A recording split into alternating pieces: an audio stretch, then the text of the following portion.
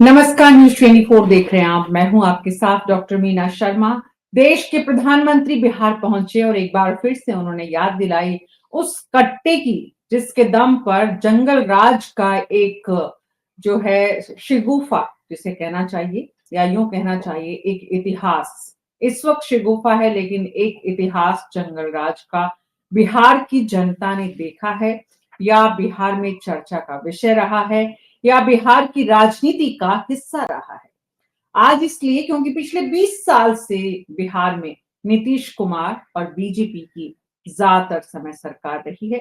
कुछ समय के लिए आरजेडी के साथ भी नीतीश कुमार की सरकार रही, लेकिन सुशासन बाबू विकास के नाम पर आगे बढ़ते रहे और हर बार विकास के रास्ते पर ही उन्होंने जनता को अपने साथ लेने की कोशिश की। लेकिन 20 साल के सुशासन बाबू के विकास के बाद भी अगर बीजेपी को याद दिलाना पड़ता है या एनडीए गठबंधन को याद दिलाना पड़ता है कि जंगल राज की वापसी हो सकती है अगर वो सत्ता से जाएंगे, इसका मतलब वो जंगल राज कितना खतरनाक रहा होगा या वो दौर कैसा रहा होगा जिससे बिहार की जनता जिसका नाम सुनना नहीं चाहती, या इस पीढ़ी को, आज की पीढ़ी को उस दौर की याद तो दिलाई जा सकती है या बताया तो जा सकता है उस बारे में, लेकिन याद करे क्या वो? क्योंकि आज की नई पीढ़ी ने वो जंगल राज नहीं देखा है, जिनकी उम्र 20, 21, 22, 23 साल है। वो गवाह उस बात के नहीं है कि उस दौर में क्या हुआ था। तो आज का जो नया वोटर है, यूथ है, वो क्या सोचता है इस जंगल राज के बारे में? और देश के प्रधानमंत्री जिस जंगल राज की बात याद दिला रहे हैं, वो आज वर्तमान राजनीति में कितना प्रासंगिक है? आज उसकी चुनावी जिसको शिगुफा कहना चाहिए या चुनावी एजेंडा कहा जाना चाहिए या चुनावी जरूरत कहा जाना चाहिए, वो कितनी रह गई है? समझने की कोशिश करते हैं हमारे खास मेहमानों के साथ। Vijay Shankar, deputy executive news editor, news 24 हमारे साथ जुड़े हुए हैं। Raman Kumar, political editor. ऋषिकेश कुमार, विशेष संवाददाता। Amitabh Ojha, bureau chief Bihar. मोहन कुमार, वरिष्ठ पत्रकार। और कृष्णकांत शर्मा जी भी हमारे साथ जुड़े हैं। आप सभी का बहुत बहुत स्वागत है। शुरुआत कृष्णकांत शर्मा जी, एडवोकेट, वरिष्ठ, आप सभी का बहुत बहुत स्वागत है। शुरुआत विजय जी आपसे ही करना चाहती हूँ। विजय शंकर जी, ये जो प्रधानमंत्री की तरफ से आज जो कुछ कहा गया, बिहार की जनता को जो कुछ बताया जा रहा है, आज के परिप्रेक्ष्य में, वर्तमान राजनीति के परिप्रेक्ष्य में, बार बार जंगल राज की याद दिलाने से बीजेपी को इस चुनाव में कितनी आप बीजेपी अपने चुनावी रणनीति या चुनावी कैंपेन को आगे बढ़ाने में इस मुद्दे पर कहां पाते हैं आप? मीना जी नमस्कार। चुनावी राजनीति में 49 और 51 में कहने को तो सिर्फ 2 अंकों का फासला होता है, लेकिन जो 49 पर होता है वो विपक्ष में बैठता है और 51 पे जो होता है वो सत्ता में आता है। तो और दूसरी चीज, राजनीति में एक वोट किसी का कम होना का मतलब एक वोट कम होना नहीं होता है, वो 2 वोट होता है। आपने एक किसी का वोट कम किया और एक वोट अपने में जोड़ा। तो आज की तारीख में बिहार में एक तरह से मुकाबला बराबर का दिख रहा है और कुछ वोटर, जो एक वोटरों का बड़ा वर्ग है जो डोल ड्रम में है, एक बीच में फंसा हुआ है कि हम किधर जाएं, हम महागठबंधन को वोट दें या एनडीए को वोट दें। ऐसे जो जिसको फ्लोटिंग वोटर कहते हैं, ये जो असमंजस में है, उन्हें अपनी ओर खींचने के लिए दांव पेच आजमाए जा रहे हैं। अब जो मुद्दा है कि प्रधानमंत्री मोदी ने जिस तरह से जंगल राज के मुद्दे को, या एनडीए कहा जाए, एनडीए ने जिस तरह से जंगल राज के मुद्दे को एकदम आखिरी में पूरी तरह से जोर से, अगर देखा जाए तो एनडीए में जितने बड़े नेता हैं वो जंगल राज की बात करते हैं। आज प्रधानमंत्री की बात देखिए, प्रधानमंत्री कह रहे हैं कांग्रेस कभी नहीं चाहती थी कि सीएम पद पर आरजेडी के नेता का नाम हो। आरजेडी ने भी मौका नहीं छोड़ा। आरजेडी ने कांग्रेस की कनपट्टी पर कट्टा रखकर सीएम पद चोरी कर लिया। यहां भी कट्टा शब्द आया। एक दूसरा और स्टेटमेंट में है। एक मिनट विजय जी, बीच में रोकना चाहूंगी आपको। देश के प्रधानमंत्री के द्वारा इस शब्द का इस्तेमाल का क्या मायने हैं, हमारे दर्शकों को पहले सुनाते हैं। प्रधानमंत्री ने क्या कुछ बोला और साथ ही तेजस्वी यादव ने क्या पलटवार किया, सुनते हैं दोनों को।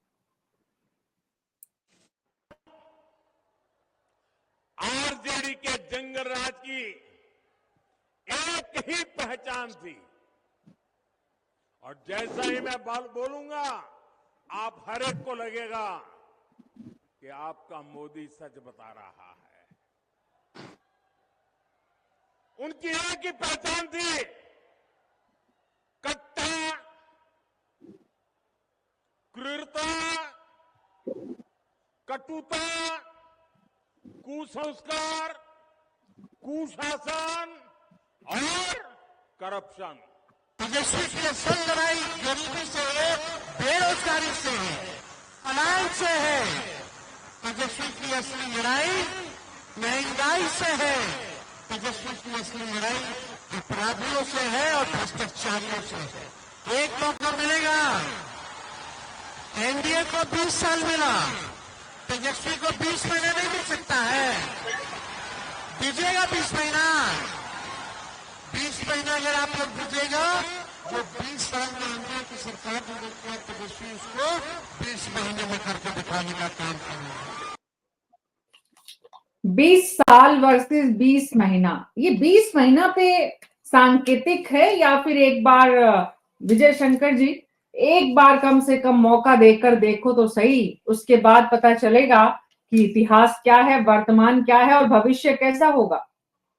मीना जी, हर कोई जानता है कि सत्ता में आने के बाद कोई भी शख्स अपने उसको काम करने, काम दिखाने और दूसरों के लिए एक तरह से अपर हैंड उसका हो जाता है। तो तेजस्वी यही दिखा रहे हैं कि 20 साल तो आपने नीतीश सरकार को दिया, उसमें बीजेपी लंबे समय तक भागीदार रही, हमको भी एक बार मौका देकर देखिए। तो हमको मौका देकर देखिए तो क्या करेंगे? वो कह रहे हैं कि बिहार को नंबर 1 बनाने का प्रण है। जो यूथ जो कहते हैं, आज का जो यूथ वोटर है, उसको अट्रैक्ट करने के लिए उनका ये दाव हमको लगता है कि बहुत बड़ा है। दूसरा, वो कह रहे हैं हर परिवार को सरकारी नौकरी देने का प्रण। तो बिहार जैसा गरीब राज्य, जहां औसत प्रति व्यक्ति आय जो है 6,000 रुपए से कम है, वहां के सामाजिक ताने बाने में सरकारी नौकरी एक बड़ी चीज है। सरकारी नौकरी का सपना हर परिवार का है। तो ऐसे में वहां भी जो यूथ, लड़के हो या लड़कियां, दोनों को अपनी ओर खींचने के लिए इन्होंने एक बड़ा दाव चल दिया है। कहां से पैसा आएगा, क्या होगा, ये सरकार बनने के बाद का मसला है। लेकिन कहीं ना कहीं उनका जो सरकारी नौकरी का, परिवार के एक सदस्य को सरकारी नौकरी देने का वादा है, ये बहुत हद तक अट्रैक्ट कर रहा है। और जो तीसरा उन्होंने कहा कि गरीब महिलाओं को 2500 रुपए देने का वादा। तो कहीं ना कहीं तेजस्वी यादव ने अपनी एक रणनीति के तहत एक तरह से ऐसा दबाव बनाया है जिसमें कह रहे हैं कि हमारे साथ विकास का एजेंडा भी है, हर परिवार को नौकरी देने का डायरेक्ट बेनिफिट का रास्ता भी है, जो गरीब महिलाएं उनको भी जोड़ने का रास्ता है। वहीं अगर बीजेपी यानी एनडीए के लिए देखिए तो एनडीए कह रही है कि अगर हमारी सरकार बनी रही तो जो योजनाएं मिल रही है, जो सुविधाएं मिल रही, उसका फायदा तो मिलेगा ही मिलेगा, लेकिन अगर ये आ गए तो सारी चीजें बर्बाद हो जाएगी। तो कहीं ना कहीं फियर दिखा करके, डर दिखा करके, एक तरफ वोटों के ध्रुवीकरण, विकास प्लस डर है, तो दूसरी तरफ हमारी पुरानी इमेज को भूलिए कि कल क्या हुआ था, नए सोच के हम नेता हैं। इस विजन के साथ, इस बात के साथ तेजस्वी लोगों के बीच में है कि एक बार हमको मौका तो देके देखिए। 20 साल वर्सेस 20 महीना दोनों बराबर होंगे। जी, मैं आपके पास वापस आऊंगी। रमन कुमार हमारे साथी इस वक्त हमारे साथ जुड़े हुए हैं। रमन जी, इस वक्त जो स्थिति देश के प्रधानमंत्री की है बिहार में जाकर और तेजस्वी यादव की है बिहार में रहते हुए, एक सीधी ठेठ बिहारी भाषा में बात करते हैं और देश के प्रधानमंत्री निश्चित रूप से वहां पर हिंदी में संवाद करते हैं। तो इसका कोई फर्क आप देखते हैं? तेजस्वी जो बार बार ये बताने की कोशिश कर रहे हैं कि गुजराती यहाँ आकर हमें चलाना चाहते हैं और नीतीश कुमार की बजाय वो यहाँ पर प्रधानमंत्री को टारगेट कर रहे हैं, इसमें आपको एक समझ में आती है कि वो उनका इंटेंशन, उनका मकसद, उनका उद्देश्य या उनकी रणनीति जो है वो प्रधानमंत्री पर हमला करके बिहार की जनता को ये बताना है कि भाई विकास का रास्ता मेरे साथ आप एक बार नापने की कोशिश करिए। देखिए मीना जी, तेजस्वी यादव अपने भाषणों में एक गुजराती नहीं, 2 गुजराती की बात करते हैं और 2 गुजराती ही सबसे शक्तिशाली नेता हैं बीजेपी के। एनडीए की बात करें तो एनडीए की भी सबसे शक्तिशाली नेता हैं, प्रधानमंत्री नरेंद्र मोदी हो या अमित शाह हो। क्योंकि जिस टॉपिक पे आज हम लोग चर्चा कर रहे हैं, उस टॉपिक पर चर्चा करने के दौरान अमित शाह के द्वारा जो बातें कही जाती है जनसभाओं में, उसका भी जिक्र करना जरूरी हो जाता है। एक जनसभा में अमित शाह ने कहा कि बिहार चुनाव में एक तरफ एनडीए के 5 दल 5 पांडवों की तरह एकजुट होकर चुनाव लड़ रहे हैं, जबकि दूसरी तरफ महागठबंधन में सीट शेयरिंग पर लठमार हो रही है। फिर वो कहते हैं कि इनका ना नेता है, ना नियत है, ना नेतृत्व है। लोगों को सचेत करते हुए वो कहते हैं कि बिहार चुनाव यह निर्णय करने वाला है कि फिर से बिहार में जंगल राज आएगा या एनडीए के नेतृत्व में फिर से विकास का राज आएगा। यानी कि नरेंद्र मोदी हो या नीतीश कुमार हो, वो बार बार जंगल राज की बात क्यों करते हैं? क्योंकि वो एहसास दिलाना चाहते हैं लोगों को, खास तौर पर युवाओं को। जिस युवा ने 20 साल तक जो है जंगल राज नहीं देखा या लालू राबड़ी का शासनकाल नहीं देखा, वो नहीं जानते हैं। उनको अपने परिवार वालों से वो जानने की कोशिश वो करें कि आखिरकार उस शासनकाल के दौरान क्या होता था, कैसे लोग जो है 6 बजे शाम के बाद घरों से नहीं निकलते थे। इन सारे परिदृश्यों को समझते हुए, समझाते हुए नरेंद्र मोदी हो या अमित शाह हो, वो कोशिश ये करते हैं कि जंगल राज का भय दिखाकर लोगों को एक तरफ विकास के रास्ते पर किस तरीके से नीतीश सरकार आगे बढ़ा रही है और डबल इंजन की सरकार किस तरीके से आगे बढ़ाने में लगी हुई है, और आंकड़ों के साथ वो कहते हैं कि किस तरीके से इंजीनियरिंग की सीटें बढ़ी हैं, इंजीनियर बढ़े हैं, एजुकेशन में हमारा जो आंकड़ा था वो आंकड़ा किस तरीके से बढ़ा है। तमाम वादों को, तमाम बातों को एक सिरे से वो लगाते हुए ये कोशिश ये करते हैं कि इस बार फिर से एक बार विकास के रास्ते पर बिहार की जनता वोट करे। जी विकास, मोहन जी मैं पहले आपके पास आ रही हूँ। मोहन कुमार जी, विकास की बात जनता को समझ में आ रही है, जो बीजेपी या एनडीए अपनी तरफ से अपने हिसाब से समझा रही है और तेजस्वी यादव अपने हिसाब से समझा रहे हैं। अब बात यह है कि जंगल राज या बदलाव, तो जनता को क्या समझ में आएगा, ये तो जनता जब वोट देने जाएगी तब समझ पाएगी और समझा पाएगी कि दरअसल जनता ने क्या समझा। लेकिन दरअसल इस वक्त अगर चुनावी कैंपेन के लिहाज से देखें तो एग्रेसिव जंगल राज है या एग्रेसिव बदलाव है? मैम बिल्कुल ठीक ही आपने कहा कि जनता जो समझना होगा समय पर समझेगी, और ये पब्लिक है, सब जानती है। हम लोगों ने अपने दर्शकों को पहले भी बताया कि अब जो है 21वीं सदी भी किशोरा अवस्था पश्चात युवा अवस्था में आ गई। तो अब जो है निश्चित तौर पर जो लोग 2002 दशक के अंदर जन्मे हैं, वो उन्होंने अपनी नंगी आंखों से वह दृश्य नहीं देखा है, लेकिन उनके परिवार के लोग उन्हें जरूर बताते हैं। खास करके मैं बताना चाहता हूँ कि जिसकी बातें आज हो रही है, आज 20 वर्ष सरकार के सत्ता में रहने के बाद भी एनडीए इस बात को बना रहा है, तो कहीं न कहीं यह मुद्दा है। यह मुद्दा इसलिए है कि उस भयावह स्थिति को जिन लोगों ने अपनी नंगी आंखों से देखा है, उन्हें आज भी उस यादाश्त जो है वह यादाश्त तो उनको दहशत पैदा करता है। खास करके हम आपको बताना चाहेंगे कि हम बिहार के उस इलाके से आते हैं, मगध प्रमंडल का वह इलाका जो एक समय नक्सली गतिविधियों के लिए केंद्र बिंदु माना जाता था, आज नवसिरपुर जिला के रूप में अरवल के नाम से जाना जाता था। अरवल का इतिहास रहा है कि एक समय में महर्षि च्यवन ऋषि की जन्मस्थली और कर्मस्थली रही है। पिछले 2 दशक, आज के 1.5 दशक पहले कहा जाए, 2 दशक पहले कहा जाए, जो 1995 से 2000 का बीच का पीरियड था कि नरसंहार के लिए यह देश स्तर पर जाना जाता था। और लगभग हमारे छोटे से इस जिले, जो हमारा गृह जिला है अरवल में, इस छोटे से गृह जिले मात्र 3 प्रखंड, पुराना 3 प्रखंड का यह जिला लगभग 2.5 दर्जन नरसंहारों के लिए जाना जाता था।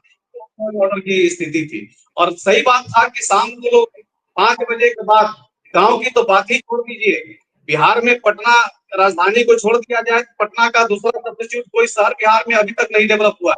ये सच्चाई है। 20 वर्षों बाद भी ये सरकार नहीं कर पाई है।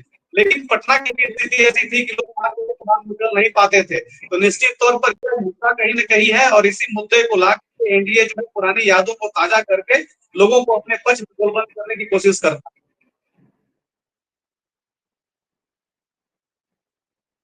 बात यह है कि जिस तरह से देश के प्रधानमंत्री ने कट्टे शब्द का बार बार इस्तेमाल किया है, कृष्णकांत शर्मा जी एडवोकेट हैं आप, और बहुत सारे केसेस आते हैं, देश के आंकड़े भी देखते हैं और बिहार के आंकड़े भी देखते हैं। कितना फर्क पाते हैं आप? पहली बात तो ये। और दूसरी बात ये कि कट्टे से जुड़े हुए कितने केसेस आते हैं, क्योंकि अगर प्रधानमंत्री ने चुनावी मंच से बोला है तो उसकी बुनियाद है, उसका आधार है, या फिर सिर्फ एक रिकॉल इमेज के लिए, रिकॉल बिल्डिंग के लिए एक तरह से प्रधानमंत्री ने इसका इस्तेमाल किया है? हकीकत क्या है? देखिए, जहां तक देखिए, चुनाव में आदमी हर वो हथकंडे अपनाता है जो सत्ता के गलियारे की ओर जाते हैं, और सत्ता के गलियारे जो है, आप देख लीजिए कि जो 20 साल यहाँ पे एक जब बैनर है, देखिए पीछे एनडीए का बैनर लगा, विकसित भारत, विकसित बिहार की बातें कर रहे हैं। तो जब विकसित भारत है, पहले देश को विकसित करना जरूरी है, तभी बिहार विकसित होगा। क्योंकि अभी भी हमारा देश जो भारत है वो विकासशील देश है, विकसित देशों में नहीं गिनी जाती है।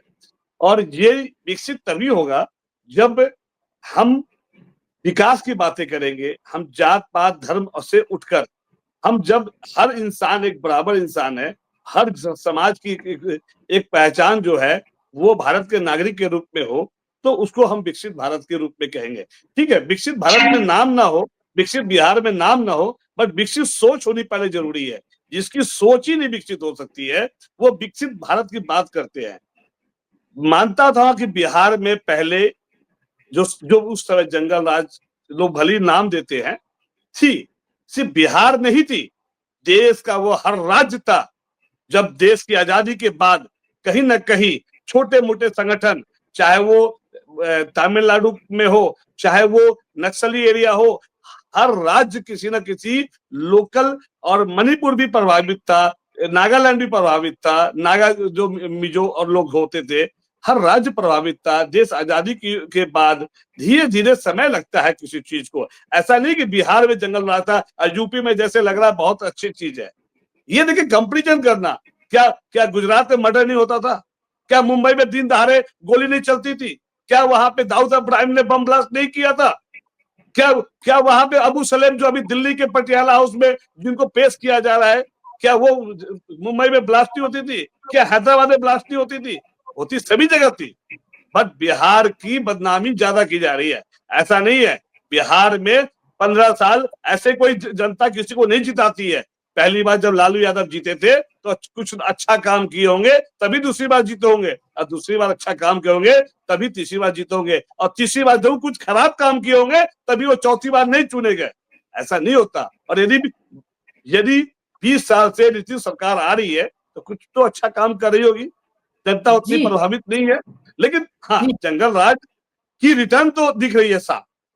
यदि आप उस जमाने को जंगल राज कहते हैं, तो आज हम 20वीं सदी में, हम 21वीं सदी में हम जंगल राज की जो है ना कामना जो डराते हैं, आज वो साक्षात जंगल राज दिख रहा है, जिसको दिखाने की जरूरत नहीं है। सिर्फ आज यदि देखा जाए, जिस तरह से मोकामा में हत्या हुई है, जिस तरह से पटना में दिन दहाड़े आपने देखा घर के बाहर हेलमेट पहन के जिस तरह से हत्या किया गया, ये नहीं कट्टा की बात है। अरे कट्टा की बात है। कट्टा क्या विदेश नागालैंड से सारे जो इलीगल वेपन इंडिया में नहीं आ रहे हैं? कहाँ नहीं देश में इलीगल वेपन आ रहा है, कहाँ नहीं आरडीएक्स आ रहा है, सभी कुछ आ रहा है। लेकिन कहीं ना कहीं विकास के प्रधानमंत्री को ये मंच पर शोभा नहीं देता कि वहां पे इस तरह की बातें करे, उनको वहां पे विकास। विजय जी, मैं आपके पास वापस आ रही हूँ। एक लास्ट बोलूंगा, लास्ट मैं कहूंगा कि एक जब 20 साल आपने शासन किया और वो राज्य को हम लोग भूल चुके हैं जंगल राज के, आपके अनुसार, तो अभी जो राज्य में क्या क्या विकास हुआ है, क्या क्या विकास करेंगे, हमें उस पर चर्चा होनी चाहिए। हमें मछली, अप्पू टप्पू टप्पू ये क्या है? एक बताइए, यूपी के नेता आकर अप्पू टप्पू और 3 बंदर की बात करते हैं। किसी भी नेता में देखो ये नहीं है कि हमने क्या विकास किया, क्या रूपरेखा है। जब देखो तो बस एक ही चीज होता है, हिंदू मुस्लिम जंगल राज। अरे यार, बिहार को इतनी बदनाम मत करो। हम बिहारी है और हमें अच्छा नहीं लगता कि किसी भी आप चुनाव जीतने के लिए बिहार को इतना बदनाम करते हैं। बिहार होता है ऐसे तो हर जगह होता है। के लिए बिहार को बदनाम नहीं किया जाना चाहिए। देश में अपराध और कानून की धज्जियां हर कोने में उड़ाई जाती रही है, गिरोह हर जगह रहे हैं। डांग राजस्थान मध्य प्रदेश क्षेत्र का ऐसा इलाका जो डाकुओं के लिए जाना जाता था, आंध्र प्रदेश का यहाँ पर जिक्र किया गया कृष्णकांत शर्मा जी की तरफ से। बात समझ में आती है, लॉजिकल है, लेकिन इसका मतलब ये नहीं कि बिहार के जंगल राज को भुला दिया जाए। या भूल जाए? आज की पीढ़ी को याद नहीं है, क्या इसीलिए देश के प्रधानमंत्री बार बार याद दिला रहे हैं? पहली बात विजय जी। और दूसरी, कट्टा शब्द या इसी तरह की दूसरी शब्दावली का इस्तेमाल देश के प्रधानमंत्री के द्वारा किया जाना कितना नैतिक उचित मानते हैं? हाँ देखिए मीना जी, आज की तारीख में बहुत हम लोगों ने बहुत सी बातें की, सुन रहे हैं, देख रहे हैं, लेकिन हमको नहीं पता कि कितने लोगों ने वहां पर जंगल राज को किस वे में महसूस किया, देखा, और आज के क्राइम के आंकड़ों से जंगल राज की किस तरह से तुलना की जा सकती है, ये भी थोड़ा दूसरे तरह, क्योंकि आंकड़े कभी भी सही तस्वीर नहीं बनाते हैं, बताते हैं। मैं आपको एक एग्जांपल बताता हूँ। 1985 से लेके 1995 तक मैं पटना में ही था, और पटना के पुराई चक इलाके में हम लोग रहते थे, बिल्कुल सचिवालय विधानसभा के बगल का एरिया, बिल्कुल पॉश एरिया। और वहां भी देखा जाए तो जो बात कही, 5 बजे के बाद निकल नहीं पाते थे, 6 बजे के बाद नहीं निकल पाते थे, 7-8 में वहां तो ऐसे भी कल्चर था, 8-9 बजे के बाद बत्तियां बंद हो जाती थी, लेकिन 6-7 बजे तक ऐसा कोई नहीं रहता था, खेलते कूदते दिल्ली में भी हम 7 तक बाद नहीं निकल पाते थे विजय सर। दिल्ली में भी हम पढ़ाई करते थे, ऐसा नहीं कि दिल्ली में रात को 12 बजे तक हम घूमते थे। यदि ऐसा होता तो निर्भया कांड होता ही नहीं। तो मैं वही हाँ, आपको सिर्फ बता रहा बिहार हूँ। नहीं है सर, देश के हर राज्यों में शाम में बिजली नहीं होता था, इसीलिए रात में जल्दी सो जाते थे। अब तो बिजली है तो रात में जगह रहते हैं। तो मैं यही बता रहा हूँ आपको कि जो बिल्कुल पटना की कोर जगह पर 85 से 95 तक का मेरा अनुभव इस तरह से रहा। दूसरा, जंगल राज शब्द कहां से आया? जंगल राज शब्द शुरू हुआ कि पटना हाई कोर्ट में, चूंकि आप लीगल प्रोफेशन से जुड़े हुए हैं, जानते भी हैं उस चीज को, पटना हाई कोर्ट में एक मुकदमे की सुनवाई चल रही थी। उसमें जज ने ऑब्जर्वेशन में कहा कि क्या यहाँ पे कोई लॉ एंड ऑर्डर नाम की चीज नहीं है, क्या जंगल राज है क्या? अब लालू यादव थे जेल में, चारा घोटाले में वो जेल जा चुके थे, कोई प्रोटेक्ट करने वाला था नहीं उनकी तरफ से मुखर रूप से जो बचाव कर सके। सुशील कुमार मोदी ने, दिवंगत जो अब नहीं रहे इस दुनिया में, उन्होंने इस मुद्दे को उठाया और अखबार से लेकर के मीडिया तक में जंगल राज होने लगा। अब आम आदमी के बीच में ये इंस्टीट्यूशनल ऑपरेटर्स के भीतर कैसे घुसता है कि भाई जंगल राज है और सिस्टम काम नहीं कर रहा है। काम इस तरह से करता है कि जैसे ही आप बिहार से यूपी से क्रॉस करती है बक्सर की तरफ ट्रेन जाती है, तो एक नदी है कर्मनासा पार करते, कर्मनासा नदी पार करने के बाद ही लोग अलर्ट हो जाते थे। क्यों? क्योंकि यहाँ से टिकट लेने की जरूरत नहीं है, यहाँ से कोई पूछेगा नहीं ट्रेन में। दूसरा, आप किसी भी क्लास में बैठे हो, एसी फर्स्ट में हो, एसी सेकंड में हो, एसी थर्ड में हो, लोग अपने हिसाब से कर रहे हैं। तो जहां पर हर आदमी अपने हिसाब से लॉ को डिफाइन करने लगता है, रीडिफाइन करना, इसे जंगल राज कहते हैं। जंगल राज का मतलब सिर्फ आंकड़ों से नहीं होता है, और ये तस्वीरें देखा जाए तो लंबे समय तक रहे, ठीक है। और इन्हीं तस्वीरों के बीच, ऐसे ही इकोसिस्टम के बीच माफिया को भी प्रोटेक्शन मिला, और वो किस तरह से रहा वो सब जानते हैं, कहीं कुछ छुपा नहीं है। तो एक चीज ये रही। तो मोदी आज की तारीख में जो पॉलिटिकल नैरेटिव सेट करने की कोशिश की जा रही है कि अगर नहीं रोका गया तो ऐसी स्थिति दोबारा आ सकती है। अब आम आदमी इसको कितना कनेक्ट करता है, बिहार के इकोसिस्टम में जो लोग जानते हैं उनके लिए कट्टा शब्द कोई बड़ी चीज नहीं है। कट्टा भाई, कई इलाके ऐसे हैं जहाँ कट्टा रखना खुद को शान का प्रतीक समझते हैं लोग। कहते हैं कि कपड़ा नहीं रहेगा कोई दिक्कत नहीं, लेकिन बंदूक चाहिए हमारे सर्वाइवल के लिए। तो वो ये काम करेगा या नहीं करेगा इलेक्शन में अलग मुद्दा है, क्योंकि बिहार का इकोसिस्टम थोड़ा दूसरे टाइप का है, और खास करके कुछ पॉकेट का तो बिल्कुल ही हमको पता है। बाढ़ बढ़िया के तरफ पे अगर चले जाए आप, उस तरफ के जो लड़के हैं, जो युवा हैं, वो बिल्कुल कहते हैं जैसे उनका किताब और हथियार दोनों से बराबर का नाता रहता है। वो जितना किताबों के अक्षर जानते हैं कि क्या लिखा जाए, उसको आप बदनाम कहना कर ले, चाहे उसको जो भी कर ले। जब हम दिल्ली में आए यहाँ, तो एक बार ऐसे ही बना रहे थे पेन से पेपर पर वो बंदूक, तो हमारे प्रोफेसर ने कहा कि अब दिल्ली आ गए हो, यहाँ तुम्हें बंदूक कट्टे की जरूरत नहीं पड़ेगी, तुम गुलाब बनाना सीखो। तो ये बेसिकली माइंडसेट का होता है। यानी कि बिहार का ये नैरेटिव या परसेप्शन या लोगों के बीच में इस तरह की तस्वीर तो जरूर बनी थी उस दौर में। आज का युवा उस दौर को याद करना चाहता है, या उस दौर को देखना वापस चाहता है, या नहीं चाहता? यही देश के प्रधानमंत्री बताना चाहते हैं। से निकलना चाहता है। सच्चाई यह है कि आज का युवा उस दौर से निकलना चाहता है। आज का युवा बिल्कुल सिलिकॉन वैली जाना चाहता है, IIM में जाना चाहता है, और उस सामाजिक ताने बाने से इतर जो देख रहा है कि ग्लोबल चेंजेज हो रहे हैं, उसके हिसाब से वो आगे बढ़ना चाहता है, तो वापस नहीं लौटना चाहता। ये सपना जो है विजय जी, ये सपना तेजस्वी यादव दिखा रहे हैं इस वक्त नई पीढ़ी को कि वो रोजगार ये दिया सब उन्होंने, करेंगे, रोजगार वो देकर ये सब उन्होंने करेंगे, अपना वो बात की परसेप्शन तरफ चेंज ले किया जाकर उन्होंने। जी। तो तेजस्वी यादव दरअसल आज के नौजवान को बताना चाह रहे हैं कि उसे कहाँ जाना है, कहाँ जाना चाहिए, वो क्या सोचते हैं, उनकी सरकार आएगी तो वो युवाओं को किस तरफ लेकर जाएंगे। और आज की कहानी, आज का जो माहौल, आज के जो हालात, आज के अपराध के आंकड़े, इनकी चर्चा तेजस्वी यादव कर रहे हैं। क्या वाकई में रमन जी, देश के प्रधानमंत्री और बिहार के मुख्यमंत्री और एनडीए सत्तारूढ़ दल इतना सक्षम नहीं है कि अपने आज के कार्य को, आज की परफॉर्मेंस को आधार बनाए और उस जंगल राज की याद ना दिलाएं जो दरअसल आज का वोटर जानता तक नहीं है।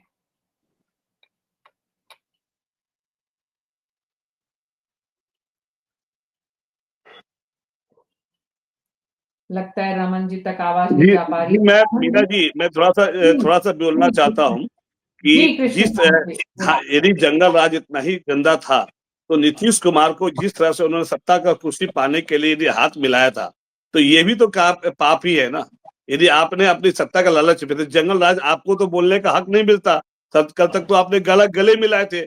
और रही बात है लालू यादव का जब भी जंगल राज हो, लेकिन तेजस्वी ने बोला कि मैं उनका पुत्र जरूर हूं, लेकिन मैंने उसने जिस तरह से नौकरियां और जिस तरह से सरकार 2.5 साल की सरकार में उसने काम करके दिखाया, उसने परसेप्शन चेंज किया लोगों को कि नहीं, आज का युवा जो चाहता है ऐसा नहीं है कि हम भी उस दौर पे जाना चाहते हैं। और आपने देखा होगा कि जिस तरह से नौकरियां बांटी गई, जिस तरह से नौकरियां दी गई, लेकिन ठीक चुनाव से एन वक्त पहले नौकरी जमीन के बदले नौकरी वाला केस का चार्ज फ्रेम करके एक परसेप्शन जो दबा हुआ था उसमें आग में घी डालने का काम किया गया। ये एक सोची समझी साजिश भी है कि हम उस चीजों को बार बार कहें, लेकिन एक बार भी आप अपने विकास का काम जो आपने किया है उसको तो बताओ। हमने 20 साल हमने कहा था कि हर एक गोद लेंगे, एक गांव को गोद लेंगे, उस गोद लेने के बाद उसका विकास करेंगे। हमने मॉडल एक बनाएंगे, बहुत सारी बातें थी। हम जो एम्स की बात कर रहे हैं, आपने देखा होगा बिहार के जितने भी एम्स है, वहां के कोई भी जो यहाँ पे मुख्यमंत्री यदि बीमार होते हैं तो उस एम्स में नहीं दिखाते, सीधा दिल्ली आ जाते। यदि आपका बिहार की जो स्वास्थ्य शिक्षा इतनी बड़ी अच्छी है तो आप अपने बच्चों को क्यों पढ़ा रहे हो यहाँ पे दिल्ली में, क्यों पढ़ा रहे हो बॉम्बे में, क्यों पढ़ा रहे हो विदेश में, क्यों नहीं अपने बिहार का सरकारी स्कूल में पढ़ा रहे हैं? यदि सरकारी स्कूल का स्ट्रक्चर बहुत अच्छा हो गया है तो आप बिहार का सरकारी स्कूल में पढ़ाओ। नहीं, आप तो सेंट माइकल में पढ़ोगे, डॉन बॉस्को में जाएंगे। हर बड़े बाप के बेटे, हर नेता अपने बच्चों को डॉन बॉस्को में पढ़ाना चाहता है, सेंट माइकल में, डीपीएस में पढ़ाना चाहता है। इसका मतलब कि बिहार की शिक्षा नीति बहुत ही खराब है, इसीलिए बच्चे हम लोग बाहर जाके पढ़ाई करते हैं। इंजीनियरिंग कॉलेज जो सुविधा नहीं है तो हम लोग जाके पहले महाराष्ट्र में पढ़ाई करते थे इंजीनियरिंग कॉलेज में, आज हम नोएडा में जाके पढ़ाई कर रहे हैं, दिल्ली में पढ़ाई कर रहे हैं। तो आप बताओ ना कि 20 साल में क्या हमारे बच्चे पलायन बंद हो गए? क्या हमारे बच्चे हम रोज आज भी एम्स के बाहर गेट पे सड़कों पे सोकर रात में अपने परिजनों का इलाज हो रहा है, इलाज करवाते हैं एम्स में खड़ा होके, ना कि सफदरजंग हॉस्पिटल में, ना कि राम मनोहर लोहिया हॉस्पिटल में। जबकि बाकी भी हॉस्पिटल जो है वो केंद्र सरकार का ही हॉस्पिटल है, राम मनोहर लोहिया, सफदरजंग, लेकिन सिर्फ एम्स ही क्यों देश का दिल्ली ही नंबर 1 पे क्यों है? क्योंकि क्या देश के सारे लोग बीमार जब होते हैं और जब सीरियस मामला आता है तो एम्स, इसका मतलब उस तकनीकी का डॉक्टर जो है वो कहीं नहीं है। ये बात भी होना चाहिए, जंगल राज जंगल राज जंगल राज। अरे यार छोड़ो यार जंगल राज, क्या हो गया जंगल राज? अब तो सेना सीबीआई आपकी है, ईडी आपकी है, सब कुछ तो आपकी है। अब जंगल राज को दिखा रहा हो, इतना आपको लगता है जंगल राज वहां पे आ जाएगा तो आप तो केंद्र में हो, सबको अरेस्ट कर लेना, सबको जेल में। कृष्णकांत जी, लेकिन उसके बाद भी अगर प्रधानमंत्री बार बार याद दिला रहे हैं, अमित शाह बार बार याद दिला रहे हैं, तो इसका मतलब जनता के मन मस्तिष्क की जो एक तरह से साइकोलॉजी जिसको कहते हैं उससे खेलने का या उसका इस्तेमाल करने का या उसे ये समझाने का, हर आदमी इसे अपने हिसाब से शब्द देगा, क्योंकि जो उनके उनको बहुत सारे ऐसे पीछे में है चुनाव को कैसे बहुत सारे ऐसे लोग हैं जो प्रशांत किशोर का रोल निभाते हैं। प्रशांत किशोर जो चुनाव से पहले कुछ हर पार्टियों के पास ऐसे सलाहकार होते हैं जो कैसे चुनाव में कौन सा मुद्दा उठाना है, कैसे जनता के दिमाग को, नस को पढ़ना है और उसके जनता की जो सोच को पकड़ के उसको चुनाव को जीतना है, ये कौन नहीं जानता। भली भांति जो ऐसे लोग हैं हर पार्टियों में होते हैं। इसमें कोई दो राय नहीं है, इसमें कोई दो राय नहीं है कृष्णकांत शर्मा जी कि जंगल राज का मुद्दा बिहार के चुनाव में आज की युवा पीढ़ी को परिचय कराने की जो कोशिश और पुरानी पीढ़ी को याद दिलाने की जो कोशिश, चुनावी रणनीति का जो बड़ा हिस्सा है, वो इस चुनाव पर असर डालेगा। रमन जी, बिल्कुल आप सही कह रही हैं कि लेकिन जिस तरीके से ये बात देखनी पड़ेगी कि जिस वक्त लालू प्रसाद यादव और राबड़ी देवी का शासनकाल था, उस वक्त जो घटनाएं होती थी, उस घटनाओं के बाद परिवार का हावी रहना भी एक बड़ा कारण था उस वक्त, और उसकी याद अक्सर दिलाते हैं नरेंद्र मोदी और अमित शाह की परिवार की चिंता बहुत ज्यादा है लालू प्रसाद यादव को कि उनका बेटा मुख्यमंत्री बन जाए। सोनिया गांधी को बहुत ज्यादा चिंता है कि उनका बेटा प्रधानमंत्री बन जाए।